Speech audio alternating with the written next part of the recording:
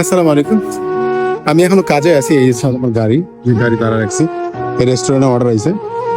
তো এক দেশি ভাই আমাকে এসে জিজ্ঞাসা করতেছে, ভাই আপনার ভিডিও দেখি, আমার একটা কাজের খুব প্রয়োজন। আসলে সৌদি আরবে বর্তমান একটা কাজ মেলা আর সোনার হরিণ পাওয়া সেম।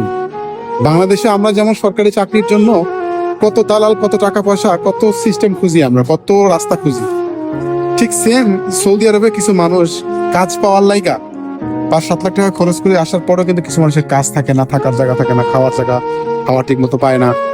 তো এটা কাজের লাগে কত মানুষ কত পরিশ্রম করে, এটা কাজের লাগে কত মানুষের দুয়ারে যায়, কত মানুষের কাছে যায়, কেউ কিন্তু সহযোগিতা করে না।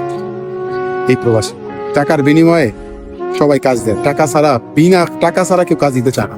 টাকা দিলে সব জায়গায় কাজ পাওয়া যায়, ঠিক আছে? তো বর্তমান সৌদি আরবে আপনি বিনা টাকায় যদি কারো কাছে সহযোগিতা হেল্প চান, যদি সেই মানুষটা ভালো হয় তাহলে আপনারা হেল্প করতে সহযোগিতা করবে। আর যদি সেই মানুষ স্বার্থপর বেঈমান হয় তাহলে মনে করেন যে কোনো কথা নেই, টাকা ছাড়া কোনো কথাই পেবো না, সে যে কোনো কাজ দিক আপনার কাছ থেকে চুঙ্গি খাবে, ঠিক আছে? তো এরকম বর্তমান সৌদি আরবে এখন একটা কাজ মেলা, সৌদি আরবে বর্তমান বলা যায় সোনার হরিণের মতো হয়ে গেছে, বুঝছেন?